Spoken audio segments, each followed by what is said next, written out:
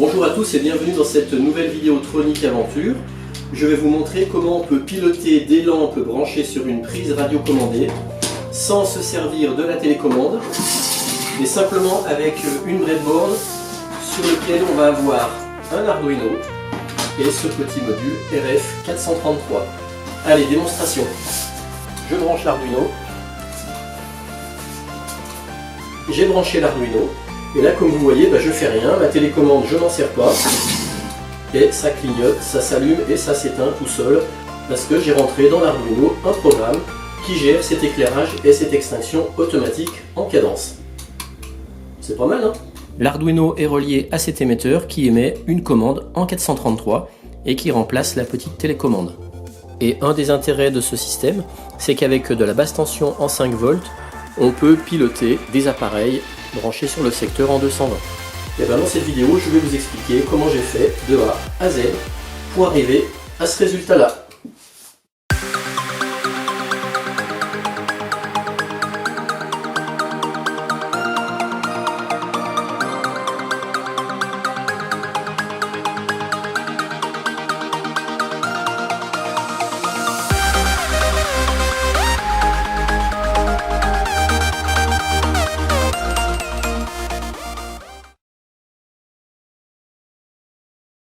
Pour ce montage, j'utilise une carte Arduino Uno, ce petit module RF433, émetteur-récepteur, puis ce kit qu'on trouve très facilement en grande surface et qui permet de piloter des prises murales en 220 grâce à une télécommande qui fonctionne aussi en 433, donc compatible avec ce petit module RF. Et bien sûr, on va avoir besoin d'un PC avec l'environnement Arduino qui nous permettra de récupérer le programme et de l'enregistrer sur la carte Arduino.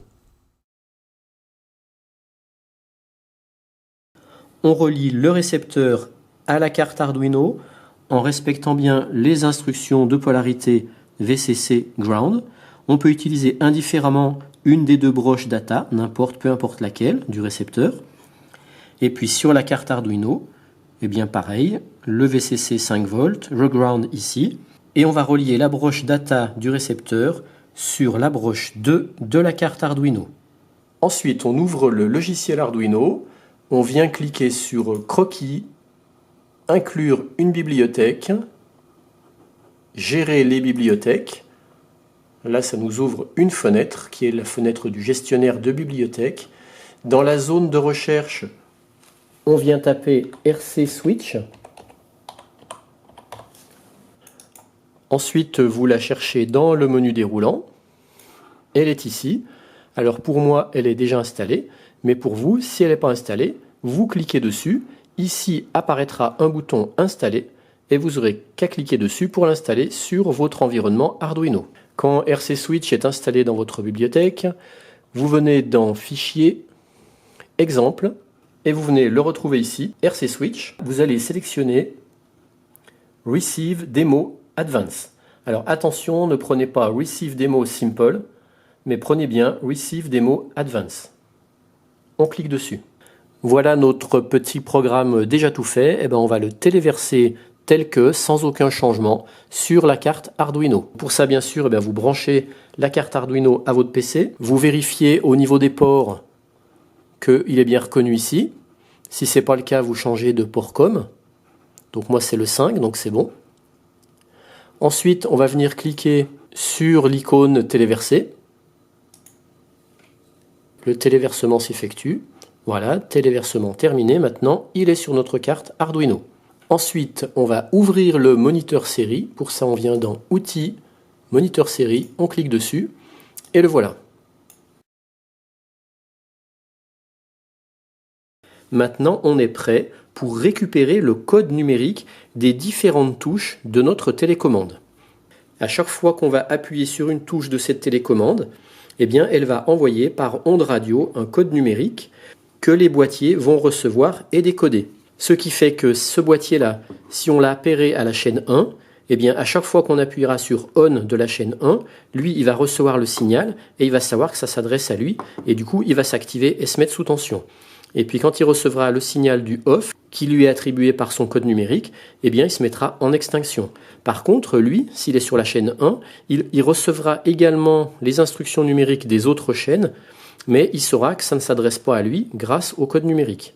Donc il ne s'activera que quand il recevra une instruction correspondant à son bon code numérique. Et bien maintenant, nous, ce qu'on va faire, grâce à ce petit montage Arduino, on va aller déchiffrer, lire le code numérique qui correspond à chaque touche. Et ce code numérique, on va pouvoir justement le lire dans le moniteur série de l'Arduino. Alors, je n'ai pas précisé tout à l'heure, mais il n'y a pas besoin de souder une antenne sur le récepteur, puisque là, on va simplement se servir du récepteur pour récupérer les codes numériques. Donc, on va le faire à proximité de l'émetteur de la télécommande. Donc, il n'y a pas besoin d'avoir une longue portée avec une antenne. Donc, vous allez voir, là, je vais appuyer sur la touche ON de la chaîne 1 de la télécommande.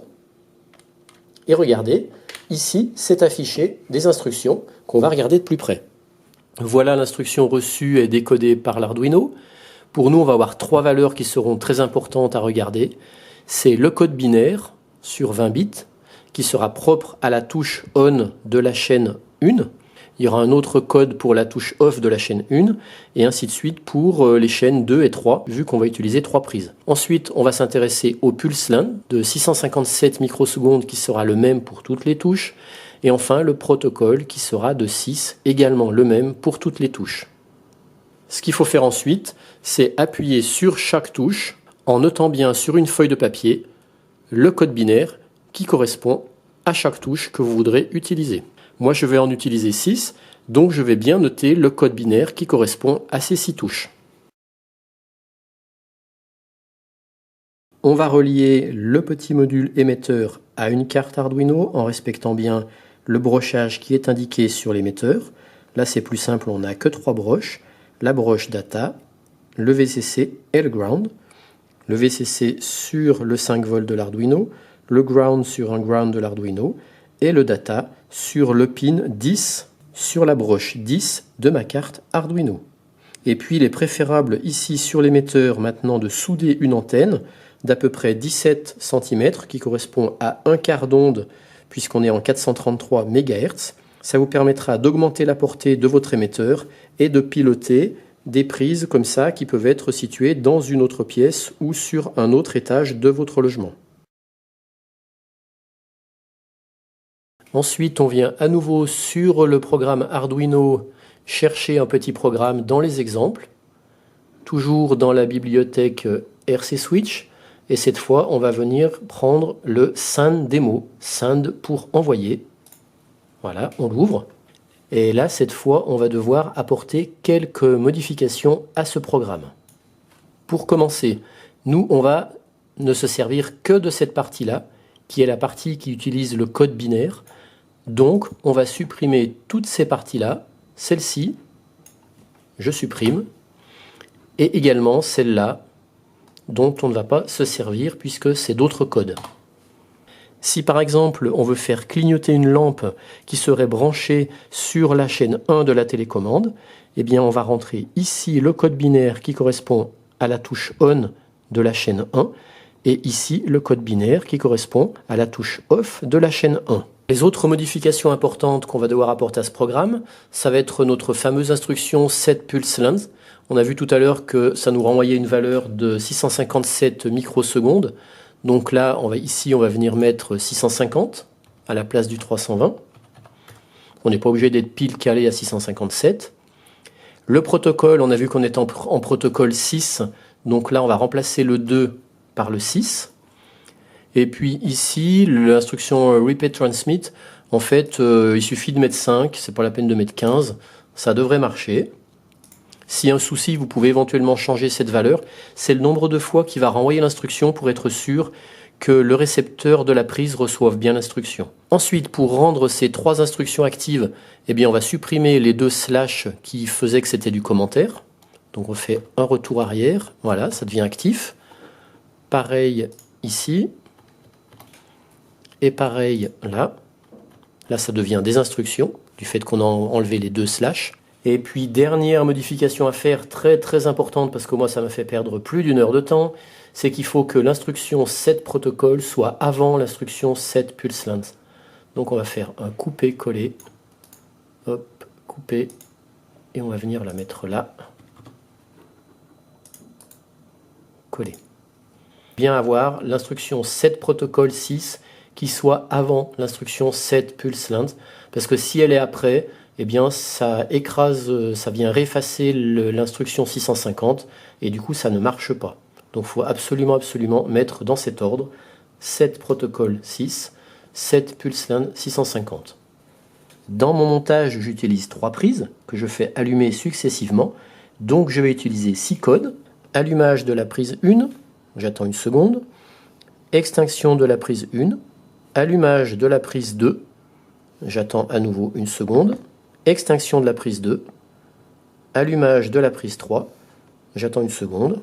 Extinction de la prise 3, et je boucle, et je recommence en haut. Allumage de la prise 1, et ainsi de suite. Si ça marche pas ou mal, revérifiez bien vos codes numériques, parce que c'est très facile de se tromper en tapant ces codes. Moi, ça m'est arrivé. Clap de fin, cette vidéo est terminée, mais comme j'ai d'autres idées de montage avec ce petit module, je vous dis à bientôt.